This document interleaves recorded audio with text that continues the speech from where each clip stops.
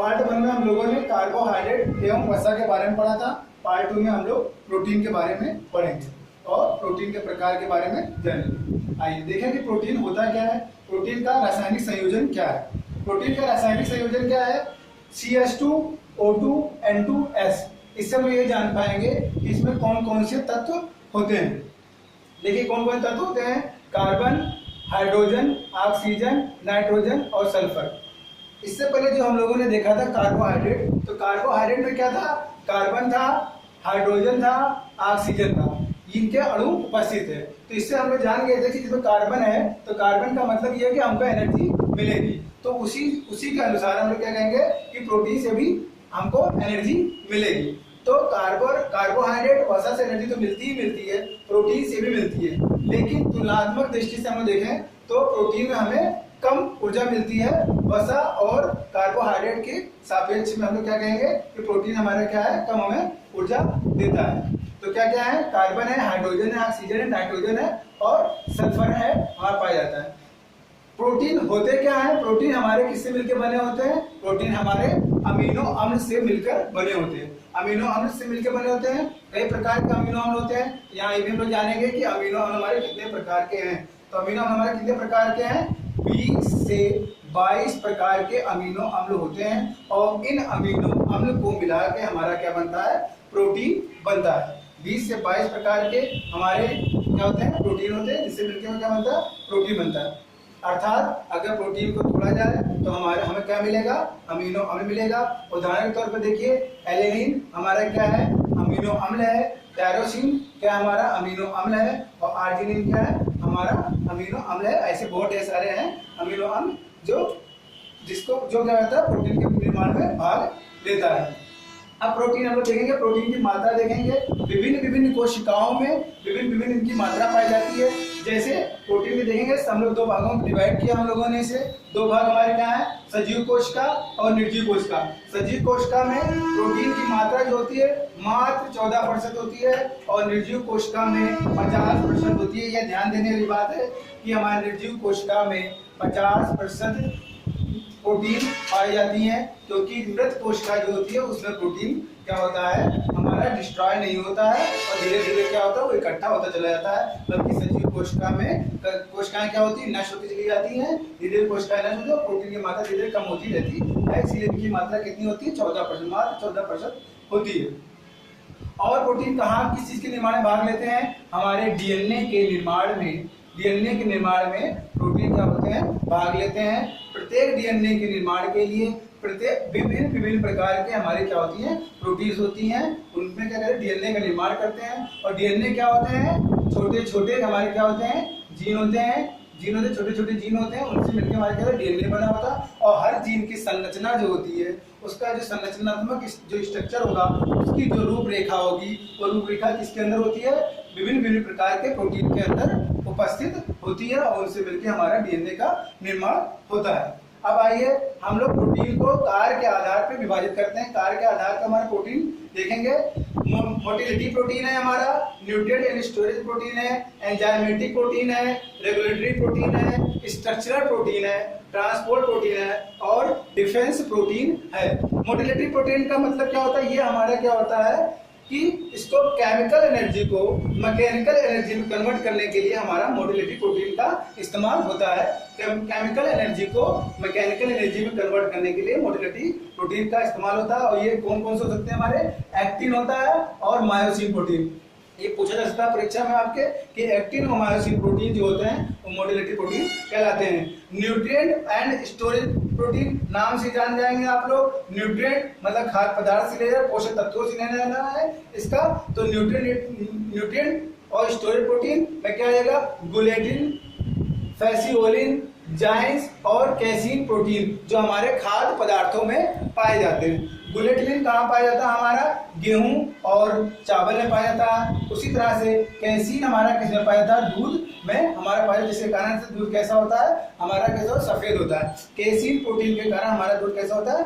सफेद होता है। तो ये कैसे प्रोटीन है? हमारा न्यूट्रिएंट और स्टोरेज प्रोटीन है। एंजाइमेटिक प्रोटीन क्या होते हैं? जिसमें जो एंजाइम्स होते हैं वो हमारे क्या होते हैं? प्रोटीन होते हैं। सभी एंजाइम हमारे क्या होते हैं? प्रोटीन होते हैं। परंतु सभी प्रोटीन हमारे एंजाइम नहीं होते हैं। एंजाइम देखिए, एंजाइम जैसे कि टायरिन जो कि हमारे मुख में हमारे लार में पाए जाते हैं, जो क्या करते हैं, कार्बोहाइड्रेट का पाचन करते हैं। उसके बाद रेगुलेटरी प्रोटीन। रेगुलेटरी प्रोटीन क्या है, हमारे इंसुलिन और ग्लूकागॉन हमारे कैसे प्रोटीन है कि रेगुलेटरी प्रोटीन है। इनका काम क्या है, इंसुलिन हमारा क्या करता है, ग्लूकोज को ग्लाइकोजन में स्टोर करता है, और ग्लूकागॉन जस्ट उल्टा काम होता है इंसुलिन का, ये क्या करता है, ग्लाइकोजन को ग्लूकोज में परिवर्तित करता है। स्ट्रक्चरल प्रोटीन क्या है, अल्फा केराटिन और कोलेजन, ये हमारे मांसपेशियों के निर्माण में भाग लेता है। स्ट्रक्चरल प्रोटीन इसे हम लोग बोलते हैं अल्फा केराटिन, हमारे हमारे जो बाल होते हैं उनके क्या होता है, उनके निर्माण में कौन करता है, भाग लेता है, स्ट्रक्चरल प्रोटीन भाग लेता है। जैसे अल्फा केराटिन जो कि नाखून में हमारे पाए जाते हैं, हमारे बाल में पाए जाते हैं, हमारे स्किन पे पाया जाता है। ट्रांसपोर्ट प्रोटीन देखेंगे, ट्रांसपोर्ट प्रोटीन क्या है, हीमोग्लोबिन। हीमोग्लोबिन क्या है, ट्रांसपोर्ट प्रोटीन है जो ट्रांसपोर्टेशन का काम करता है। तो हीमोग्लोबिन क्या करता है, हमारा ऑक्सीजन का परिवहन करता है। तो इसमें प्रोटीन क्या है, हमारा ग्लोबिन प्रोटीन है, और हीमो क्या है, वर्णक है। तो ग्लोबिन प्रोटीन क्या करता है, हमारे ऑक्सीजन का परिवहन करता है। ऐसे हमारे लिपोप्रोटीन भी क्या है, ट्रांसपोर्ट प्रोटीन है, और लिपोप्रोटीन क्या करता है, वसाओं का परिवहन करता है। लास्ट में देखें डिफेंस प्रोटीन। डिफेंस प्रोटीन क्या होते हैं, लिम्फोसाइट्स, जो हमारे रोगाणुओं और विषाणुओं और जीवाणुओं से लड़ने का काम करते हैं, हमको बीमारी से बचाते हैं। तो लिम्फोसाइट्स होते हैं, और लिम्फोसाइट हमारे कहाँ पाए जाते हैं, WBC में हमारे लिम्फोसाइट्स पाए जाते हैं। और WBC का काम ही होता है रोगाणुओं से लड़ना, एंटीबायोटिक होता है हमारा ये, तो डिफेंस प्रोटीन कहा जाता है। इसके आगे हम लोग देखेंगे कि प्रोटीन के और भी प्रकार हैं हमारे, और उसके बारे में जानेंगे। देखिए अभी हमने प्रोटीन पढ़ लिया, प्रोटीन के बारे में जानेंगे। अब देखिए प्रोटीन और प्रोटीन के कार्य, प्रोटीन के कौन कौन से प्रोटीन है और उनका कार्य क्या है, ये बहुत ही इंपॉर्टेंट है, परीक्षा की दृष्टि से बहुत ही इंपॉर्टेंट है। खासकर जो अभी 24 सितंबर को आप लोग का पेपर होने वाला है, उसकी दृष्टि से बहुत ही इंपॉर्टेंट है प्रोटीन और प्रोटीन के कार्य। ध्यान दीजिए यहाँ पर जीन जो होता है हमारे प्रकार का बहुत ही इंपॉर्टेंट प्रोटीन है। जीन का कार्य क्या है, जीन कहाँ पाया जाता है, मक्के में पाया जाता है। मक्के में हमारा जीन पाया जाता है। हिस्टोन प्रोटीन जो हमारा क्या करता है, हिस्टोन प्रोटीन क्या करता है, हमारा आनुवांशिक लक्षणों को नियंत्रण में हमारा क्या करता है, हिस्टोन प्रोटीन कार्य करता है। ग्लोबिन प्रोटीन देखिए, ग्लोबिन प्रोटीन क्या होता है, हमारा रुधिर में पाया जाता है। हम लोगों ने अभी पिछले लेक्चर में बात किया था कि ग्लोबिन क्या है, रुधिर में पाया जाता है। इसको हम लोग अगर लिखेंगे, पूरा लिखेंगे तो हम लोग क्या कहेंगे इसको, हीमोग्लोबिन। Haemo plus globin. तो हीमो प्लस ग्लोबिन, ग्लोबिन क्या होता है, हमारा प्रोटीन होता है, हीमो क्या होता है, हमारा वर्णक होता है। तो ग्लोबिन क्या करता है, ये हमारा एक तरह से क्या है, ट्रांसपोर्ट प्रोटीन है, जो कि हमारे क्या करता है, ऑक्सीजन का परिवहन करता है। तो हीमोग्लोबिन क्या है, हमारे कहाँ पाया जाता है, रुधिर में पाया जाता है हमारा। फिर उसके बाद देखें प्रोलिम्स क्या है, हमारा दालों में पाया जाता है, ये भी हमारा प्रोटीन होता है। और दाल हमारी क्या होती है, प्रोटीन का अच्छा स्रोत मानी जाती है। तो प्रोलिम्स कहाँ पाया जाता है, दालों में पाया जाता है। केसीन प्रोटीन की हम लोग बात करते हैं, बहुत ही इंपॉर्टेंट है। केसीन प्रोटीन अक्सर परीक्षा में पूछा जाता है। तो केसीन प्रोटीन क्या है, दूध में पाया जाता है, जिसके कारण दूध हमारा क्या होता है, सफेद होता है। ठीक है। तो इसके बाद ग्लोब्यूलिन प्रोटीन हमारे कहाँ पाई जाती है, गेहूं में। ग्लोब्यूलिन प्रोटीन हमारे कहाँ पाई जाती है, अंडे में पाई जाती है। ग्लूटीन प्रोटीन हमारे कहाँ पाई जाती है, गेहूं में। ग्लूटीन प्रोटीन के कारण ही गेहूं जो हमारी जो रोटी होती है वो फूलती है, ग्लूटीन प्रोटीन के कारण हमारी फूलती है। तो गेहूं में हमारा क्या पाया जाता है, ग्लूटीन प्रोटीन पाई जाती है। उसके बाद गोसिपिन प्रोटीन हमारे कहाँ पाई जाती है, कपास में। गोसिपिन प्रोटीन कहाँ पाई जाती है, कपास में, बहुत इंपॉर्टेंट, आप नोट भी करते रहिए। केराटिन प्रोटीन हमें कहाँ पाई जाती है, त्वचा, नाखून, खुर और बालों में हमारी क्या पाई जाती है, केराटिन प्रोटीन। देखिए लेकिन हम लोग यहाँ देखिए बहुत ही इंपॉर्टेंट हमारे क्या प्रोटीन है, केराटिन। लेकिन हम लोग इसमें एक डिफरेंस भी देखेंगे। जो केराटिन प्रोटीन है इससे मिलता जुलता एक नाम है कैरोटीन। अक्सर हम लोग इसमें क्या होते हैं, कंफ्यूज हो जाते हैं।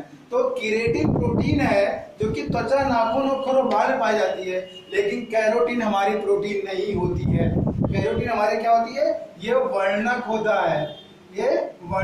है जो पत्तियों में पाया जाता है, जिसके कारण पत्तियां क्या होती है, पीली होती हैं। तो प्रोटीन वर्णक है, कैरोटीन आप ध्यान दीजिए, इसको स्पेलिंग में भी ध्यान दीजिएगा।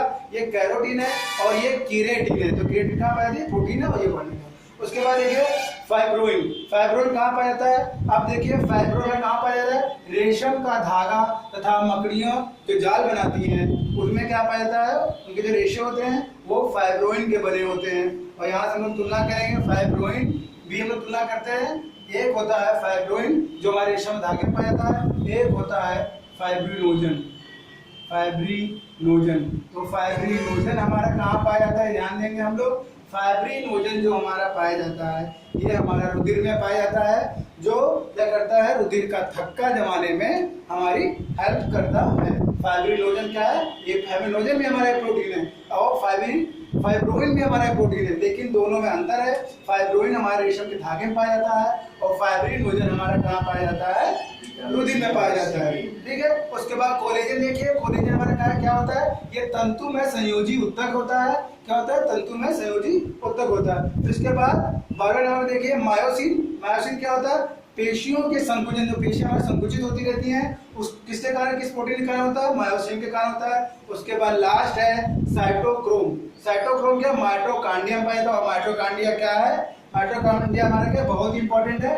माइटोकांड्रिया इसको हम लोग ऊर्जा का मुख्य स्रोत माना जाता है। ऊर्जा का मुख्य स्रोत माना जाता है, जिससे हम लोग क्या कहते हैं? पावर हाउस की संज्ञा देते हैं। पावर हाउस की संज्ञा देते हैं। उसके बाद एक और चीज हम लोग देख लें इंपॉर्टेंट, एंटीबॉडी। एंटीबॉडी अक्सर हम लोग पढ़ते हैं। एंटीबॉडी क्या करता है? रोगाणुओं, जीवाणुओं और विषाणुओं से हमारी रक्षा करता है, अर्थात बीमारियों से रक्षा करता है। तो एंटीबॉडी होती है। एंटीबॉडी का क्या होता है? उल्टा एंटीजन होता है। एंटीजन भी हमारी प्रोटीन होती है। तो एंटीबॉडी भी हमारी प्रोटीन है और एंटीजन भी हमारी प्रोटीन होती है। ठीक, दैट्स ऑल। अब नेक्स्ट टॉपिक हम